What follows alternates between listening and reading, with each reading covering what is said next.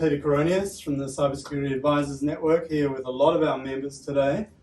And we're talking about the current threat environment with particular reference to the Microsoft Exchange server hack that's going down at the moment, hot on the heels of the SolarWinds attack that we saw, I guess it was just before Christmas.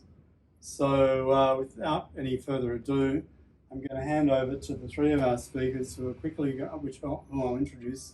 We've got Mark Bernard, Fergus Brooks, and Ned Farhat, all good CyAN members that are expert in their respective fields. And I just want to get some insights from you guys about what you're seeing at the moment, what you think this means. Is it more of the same, or is this qualitatively different from anything we've seen before? And any final sort of high-level takeouts that you can give us at this point in the attack cycle. So let's start with Mark. Okay. What fascinates me is that the whole state actor angle on this thing, and it's almost like with great power comes great responsibility. And I think that the one that really got my attention and got my interest actually was the Stuxnet attack, which was now, 11, 12 years ago? Mm-hmm. I guess everybody in cybersecurity probably knows the story quite well. So you've got a state actor doing incredibly dangerous things in the cyber world, in a sense, but ultimately for a good cause, I would argue. Right. Fewer nuclear weapons in the hands of a dangerous government. On the other hand, you've got SolarWinds, which is, who knows what the Russians were trying to do. Fascinating. And I think in terms of where it's going, it's not going to stop, because you've got these motivations, whether it's Iran, North Korea, China, Russia, Israel. They're all in the game. I think progressively we're going to see it tighten up more and more. I mean, the Microsoft vulnerability was around for years and nobody had exploited it. And then suddenly, some hackers in China figured it out, and then that's it, they went to town. You can't mitigate against that 100%. So every organization, the more critical you are as an organization, banks, insurance companies, obviously infrastructure, particularly big in Australia, gas, coal, power plants, water, all of that stuff, you got to have a response for when something goes wrong, and you've got to have that put in place by professionals and ready just to press the button when there is an emergency, so you're not caught with not knowing what to do. Basically, that would be my takeaway. Right. Well, this is a good segue to Fergus, who now is in the arm of a major Australian bank. What do you think the current attacks tell us about? I read 6,000 Australian servers exposed to the MS Exchange hack.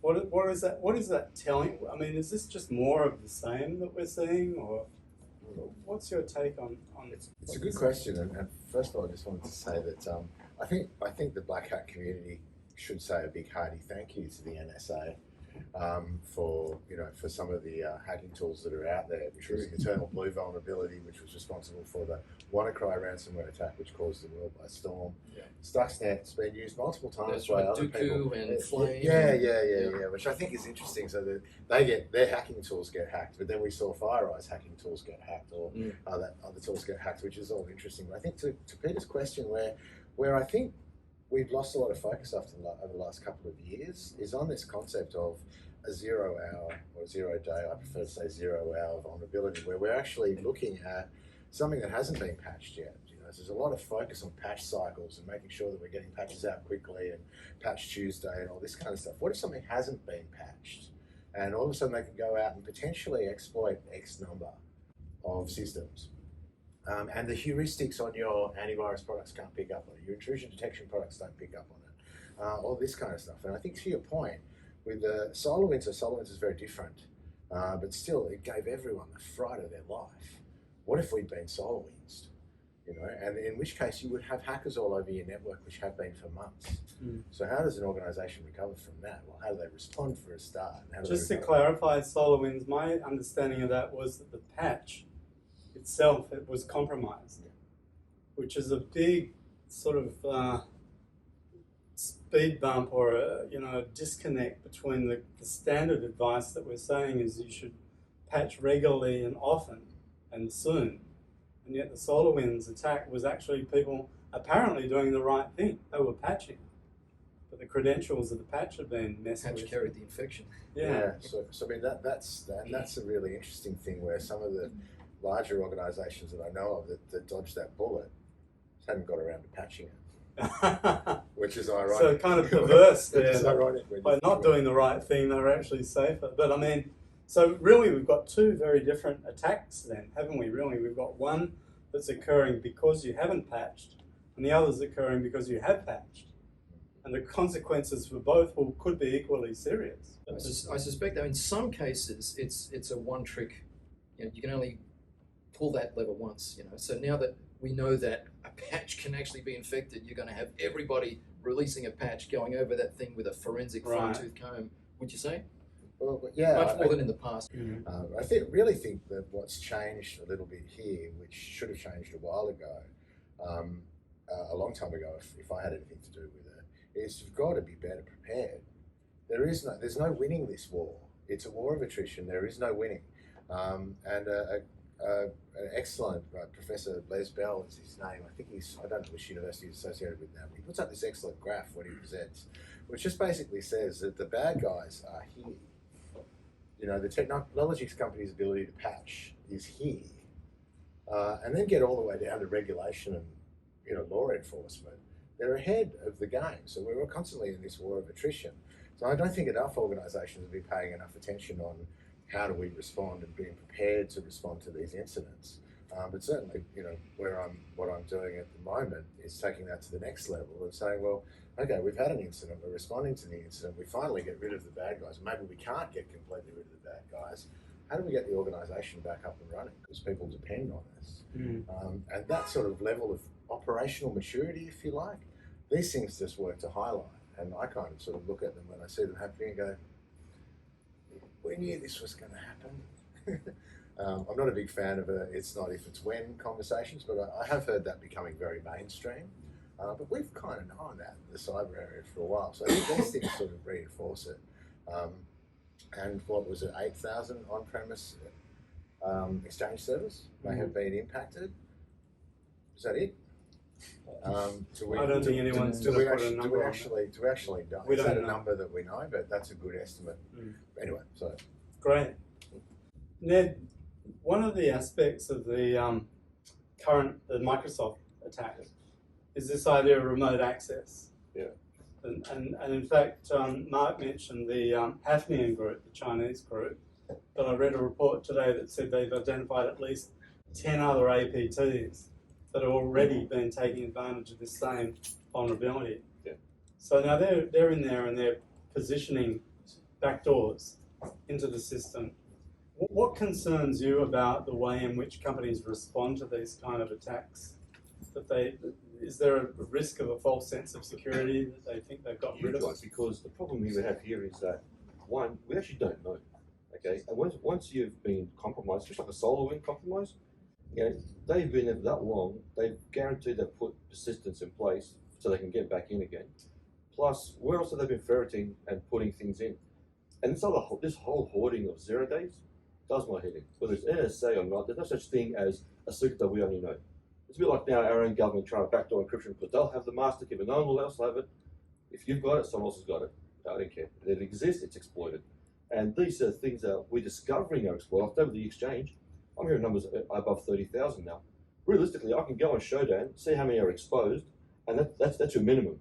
Because the reality is, they're out there, they're using Showdown, they're using all the tools that are available to them, and they're out there exploiting as many as they can, and then it's not like it used to be. Once upon a time, say ransomware, initially when it first came out, it was spray and pray. They infected everyone, they hit them up for $500, you cut a deal, you gave them $350 and they let you off, and they didn't know who you were, they didn't care even.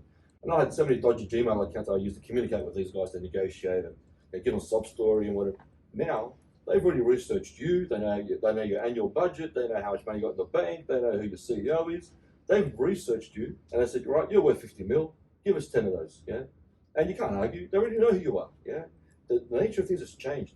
SolarWinds, again, it's changed. It wasn't when once upon a time it was, you find a door, you get in and you look around, it's like, no. Someone was very clever about this.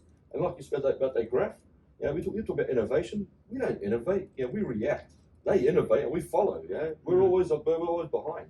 So the SolarWinds attack, again, put the nasty side of it aside, I think it was brilliant.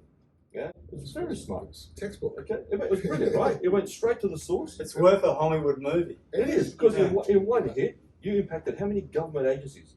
Forget all the other little people that you impacted too. And I mean banks, little, because in terms of, yeah, they got some nice stuff, but the government stuff is probably what they're after, right? Every arm of the US military has been impacted. In one hit, right? Yeah. I'd have to go hack 50 of them. I hacked one, and bang. And they were in there for how long? And they were saying, oh, there's 10 others. Again, back to the point of, if there's a back door, if there's a hole, you're not the only one who knows about it. Yeah, the only one maybe talking about it, but everyone else is sitting there. There's how many NSAs out there, all doing the same thing, hoarding these 0 days, going, mate, this is our little secret. And we've even seen them where groups are locking out other groups. They'll use the 0 day to get in and patch the system to block out everyone else, right? That's Like, fascinating. well, this is the sort of thing that's going on now, right? The whole landscape has shifted. My biggest concern is that we're always telling people, like, why is that nuclear control system on the internet? In this case, Exchange is supposed to be on the internet. So I think the problem we're having now with, say, the Exchange attack is we've become very tunnel vision, where they build a bigger bomb, we build a bigger gun to count, whatever it is, and we're going down the wrong path. We've got to actually, I think, go back to some basics. So if it's going to be exposed on the internet, break it up. Don't have one big pig of a system sitting there on the internet which has 4,000 doors in there. You try to patch every single one, check the doors every day. You can't do that. We've really got to start rethinking how we build software. We've got to start thinking how we deploy things. If I'd say an Exchange server, that shouldn't be the one big beast facing the internet. There should be some defense in depth. Have a component. When you've got 1 billion lines of code or whatever it is, how do you even verify that's correct? How do you verify you've tracked and caught every scenario, tested every? You can't. It's just ridiculous, right? And in the end, the big race to market. Everyone has to be quick because now we're all agile now. We've become more fragile, not agile. It's just everyone's just a big race to get out there, the latest shiny toy out there. So we've really got to rethink it. Now, something like an Exchange should be maybe 2 or 3 modules. One very small piece which opens the door to the internet. And I say small because then you can verify the correctness of the code. You can verify the security of the code and say, right, the front door is secure. The rest of it may be a bit smelly, but at least this part here we can say good. A proxy piece behind it maybe. Right, again, something short and sharp and simple that you could potentially verify before you start exposing the crown jewels to the internet. And so like I said, I think we're attacking this the wrong way. We just keep building bigger bombs to try and attack these guys, but we're always reactive. Because they're innovating and we're playing catch up. And what we're seeing here is we're not even catching up like, it's a 0 day within a week or a quarter. No, they've been using it for 6 months. And then we start finding out, well, actually, they've been hanging around the environment for 3 years maybe now. Well, geez, okay. We know it's been for 3 years, but what we don't know is how much longer was it before that. What else don't we know about? Where else are they lurking in there? And we're seeing now persistence. It's no longer just a matter of, I infect a machine, I open a back door. They're infecting now firmware. So you reboot the machine, you reformat the whole computer, you blow it away. You know what? I'm not even going to put Windows on it, I'm going to put Linux on it.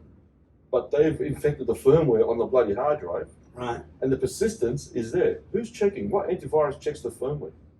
And even then, we're talking about patches, checking patches. How do we check a patch realistically? I mean, for the average person, who's going to be able to decompile a Microsoft patch and say it's good? You can't. So I think we're just going down this path where we're not going to win with the current approach. We've really got to just take a step back and rethink things and just have a whole new sort of paradigm around this, because it's getting more sophisticated, it's getting much more complicated. We just can't keep doing it. The average person, like my mother, what hope does she have? She gets some buttons, says update, she says, okay, update. Boom. What would she know? She thinks she's doing the right thing. We've been telling him for 20 years to do that. That's right. Finally, she got the idea that she has to do it.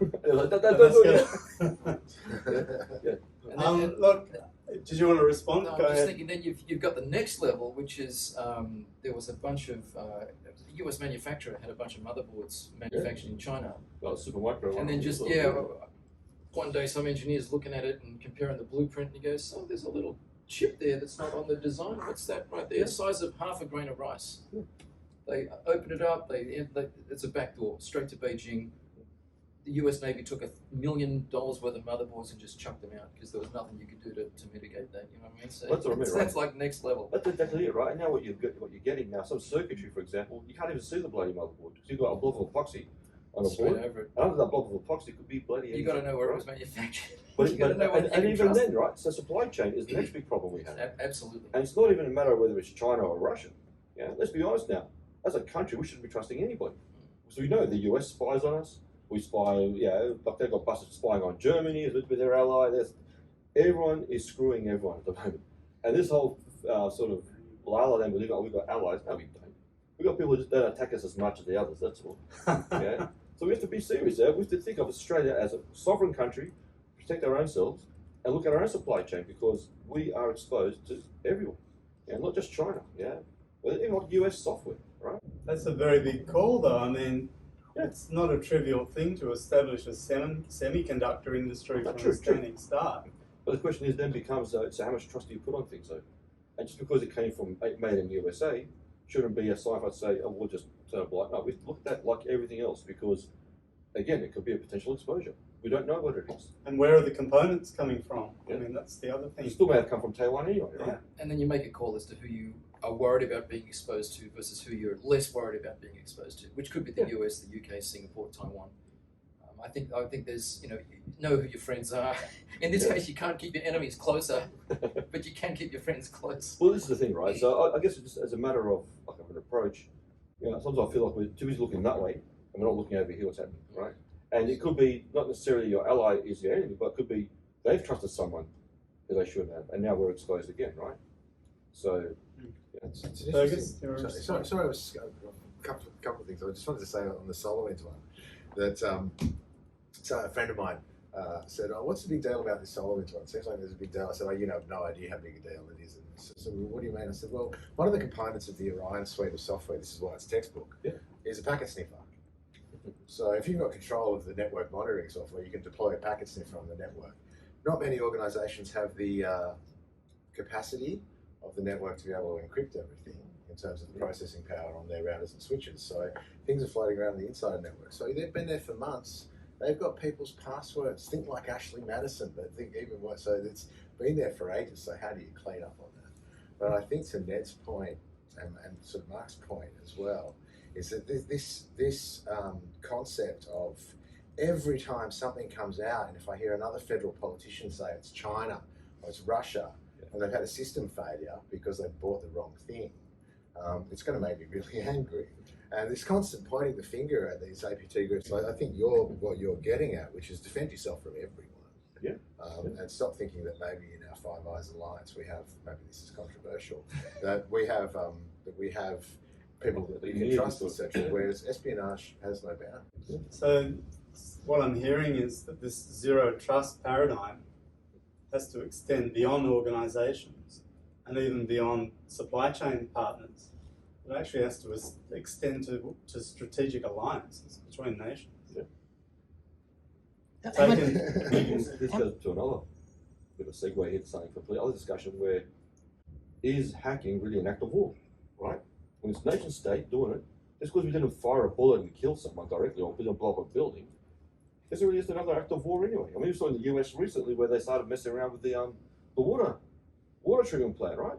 Imagine now that 11,000 people trying to race to a hospital, they've all been poisoned, right? It's worse than the coronavirus, because with the coronavirus, okay, you had people on a bit of like a couple of days maybe, a bit of a ramp up. This year, everyone drank some water today, and now tomorrow morning you've got 11,000 people lying around, dying, you've got kids, you've got to pick who you treat first.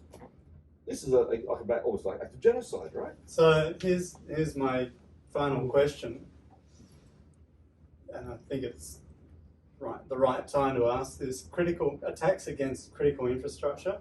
We haven't seen that much, touch wood, so far yet. We did have one of the first in the world in Australia in 2002, the Maroochydore water treatment plant. Do you remember that case? So it was a disgruntled subcontractor that decided to spill 200,000 litres of raw sewage into the water supply through his laptop. So that made kind of history. But really, it's been quite quiet on the critical infrastructure front, by and large, in terms of crippling infrastructure that we know of. Stuxnet was obviously proof of concept that worked well within its limited environment, then went into the wild, as you observed. But how long do you think before we see actual outages of critical infrastructure in Australia as a result of nation-state activity? Do you think it's weeks, years, months, never? I think that they're already preparing for this sort of stuff, but it's one of those triggers you don't pull lightly. So that one, that attack on the water plant, that seemed more like someone just screwing around. It wasn't intelligent. Yeah, it was just someone found a big button and goes, oh, I'll press this, yeah, and just dumped a whole lot of chemicals that triggered the whole lot of alarms. But imagine someone had been actually trickling, you know, increasing. So if I was to like mess with someone's dosage by 0.1 mil a day over the course of a week, I'm actually causing impact, but no one's going to notice, right? And if small variations below certain thresholds, so you know, I believe that these countries have all got these little toolbox of 0 days that they're hoarding, ready to do something really nasty should they ever be pushed. But again, that's now becomes an open declaration of war, as opposed to now where we attacked the computer system. Yeah, it's sort of like it's sort of seen as soft. Yeah, like it wasn't hard. It wasn't a hard hit. Yeah, a building didn't blow up and didn't kill anyone. So yeah. But it's only a declaration of war if there's attribution. And this is where the nuclear deterrent, concept breaks down in cyber. They've been talking for years about developing norms of cyber behaviour. And Kissinger called for it. One of the last things he said publicly was we need a cyber détente. But I think the difference between nuclear and cyber is that with nuclear you could have a détente because you always had attribution. You could see where the silos were being, the missiles were being launched from. And attribution has become so political now, right? Mm. Like, something happens, within 3 minutes someone said, oh, it's China. Like, really? You knew that already? And you've got false flag attacks as well. Exactly, right? And it's the thing, they keep saying, oh, because the signatures they use. Well, we know what happens, right?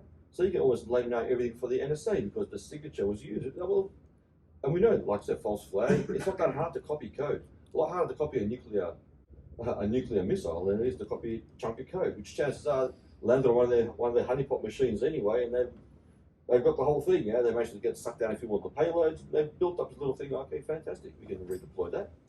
So this is all very depressing. I mean, who was it said that economics is the dismal science?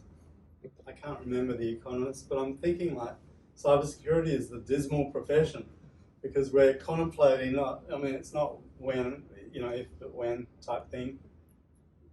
Where's the light at the end of the tunnel? Are you guys seeing any short, medium-term prospects of greater resilience within our national, international systems, or do you think there's a lot more pain that has to be felt before sort of we begin to innovate in the ways that you suggest? I think our problem at the moment is an asymmetric war, and the problem is we don't have an issue with racing to the bottom.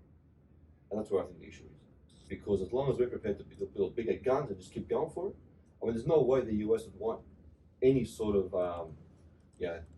written kind of understanding that, you know what, we're not going to play nice on the internet, we're going to stop. And the way they see it, it's an asymmetric war, and they've got an upper hand, and they're going to milk it as far as they can until they no longer can.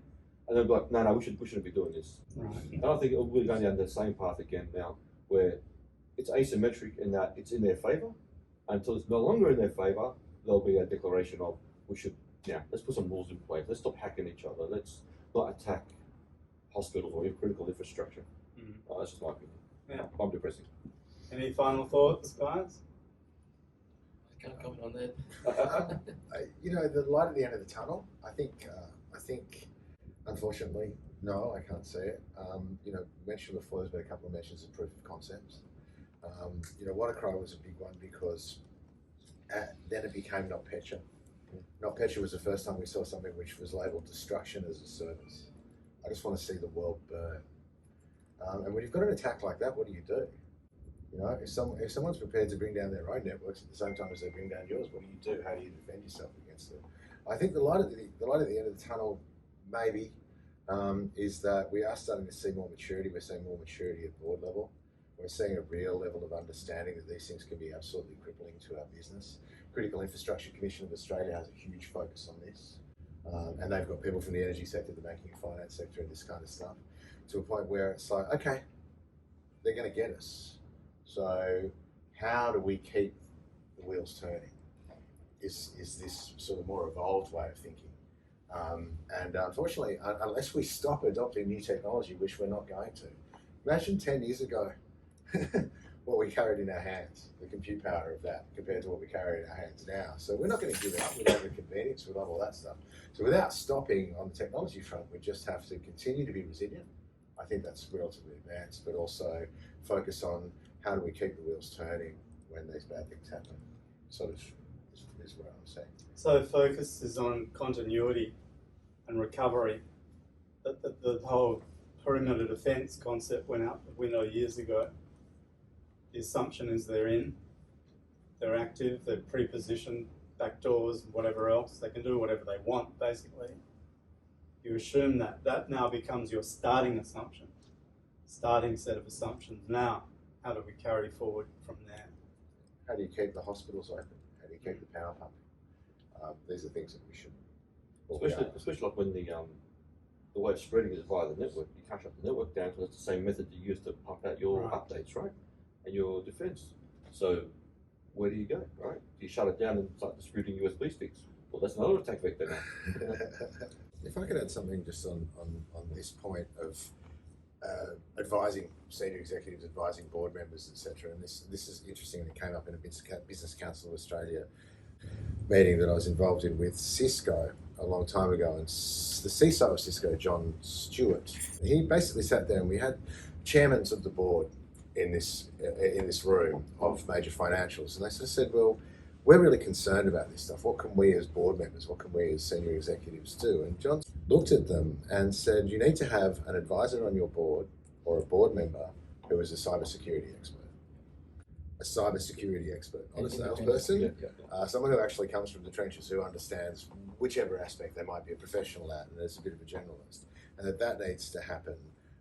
But in Australia, I would say, and I'm happy to, if anyone can tell me otherwise, but being a member of the Institute of Company Directors and putting my hand up there for board memberships, I've never seen a role advertised for a cyber specialist on a board in this country. In the US, par for the course. One reason for that, liability. Yeah. And we just haven't quite. Sarbanes-Oxley. Well, there are going to be new company directors' obligations coming out. Legislation is actually coming out to make it an obligation for company directors, same as CPRS 234, which only applies to financial services institutions. It's now going to apply for everybody. I've been in touch with the Australian Institute of Company Directors a number of times as well, and you're absolutely right, it's the same view. They can see it coming, but they're not really going to do anything because a lot of the boards are overwhelmed with so many different issues. I'm encouraged by your comment about CPS 234 being applied outside of APRA-regulated institutions. That can only be a positive step. Because, as you say, when the board becomes liable for making sure that those systems and protocols and disciplines are in place, and ideally having, independent, unpaid advice at the board level, then I think we're making a step forward. And that's probably my positive contribution. There's some light at the end of the tunnel. That's the light at the end of the tunnel from my perspective. The question for the panel is, we've just gone through this huge disruptive, it's amazing that we've gone through an hour and a half without saying something about COVID. But we've had this biological, this virus that's impacted the world so profoundly in so many ways. And it's changed the way that we all live and the way that we all work. Without catastrophizing, what is the panel's opinion on, if there was to be a true cyber attack in terms of on a critical infrastructure, does it not amaze you that there hasn't been something that has caused massive disruption in the way that the virus has, or is that likely to happen? Do we see like a sort of doomsday event going on through technology that is going to sort of render the way we work, the way that we live in a totally different way? I mean, I'm amazed that there's not been something that's happened to stop business continuity, essential service being able to be delivered, given the scope and the way that the technology has metastasized itself through our society. Are you surprised, or am I off the ball with it? I'll attempt to answer that. Yep. That's from the chair. I think sort of Ned started to touch on that. If we can take it as a given that the malware is already embedded in the systems, whether we can detect it or not, it's there.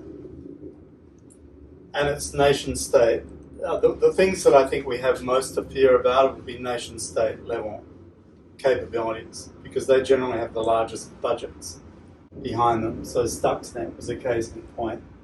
You know, the most sophisticated, the most weaponized, the most, you know, the exploits that are carrying the most number of 0 days that make them, you know, virtually unstoppable, are largely, will be almost exclusively the work of either national security agencies and or, you know, militaries of some kind.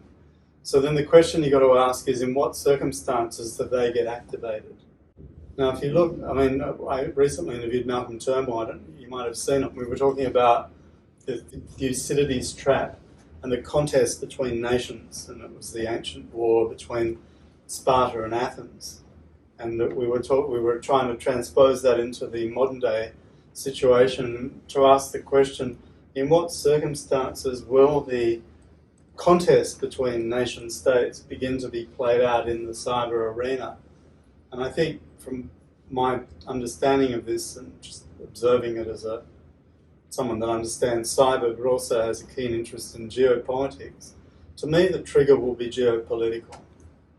The trigger will be the attempt of a nation to assert its control over the decision-making of another sovereign nation. So you use these things as levers. And we've seen it a little bit already with Russia and Chechnya and the Ukraine. Taiwan has got to be like hot topic, though. I mean, Yeah, so you think, put yourself in the position of the aggressor nation. You don't necessarily want to go out there immediately with all your attack tools straight away.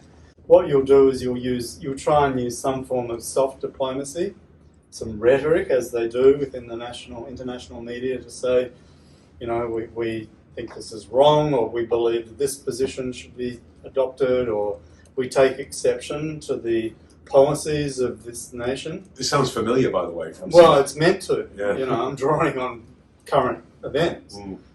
And if that doesn't work, so you never go out with your heavy guns first. You always go out with the rhetoric. You try some diplomatic pressure as well that we never see, but it's behind the scenes. Embassy and ambassadors to ministers, and threats and counter threats. And if that doesn't work, you might try sailing a few naval vessels down the coast. Or economic sanctions. Definitely economic sanctions, you know, would come to play. But you do know that with cyber now, you've got another tool in the toolbox. And maybe it's the last tool that you use, but it's the one where you take out the critical infrastructure and you say, now, are you ready to deal? Now are you ready to, you know, concede to our position? I think so there's like an escalation. And I think cyber would be, and I'm sure, you know, ASD and our Defense Department, they're wargaming this stuff all the time, but cyber is absolutely in there now as one of the critical components, and potentially the one that can do the most damage, because you've got the attribution issue, so that it buys time to the aggressor and deniability. So that's one big advantage. Secondly, cost. And thirdly, no casualties, because you don't put boots on the ground when you do a cyber attack. So there are some unique advantages in cyber aggression, but I think they also realise that once you cross that line, it's like the one that fires the first nuclear missile. Once you set that chain off, there's no telling where that's going to end. Marching back into Rome. What's Well, the you know, Rubicon? can't put that toothpaste back in the tube. Once you create a global cyber war, I mean, we're already in cyber war, I think it's fair to say. It's just an undeclared war. It's a cyber Cold War. Yeah, but there's a war. I mean, I said to a CEO a couple of years ago, we're in a state of war. It's just that we can't see the bullets flying by. Yeah. Unless you've got good packet sniffing. So kids, if you're watching this, if you want a good career with a long-term future, cybersecurity is the game.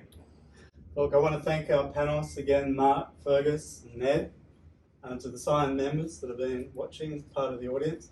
So thank you very much for all of you.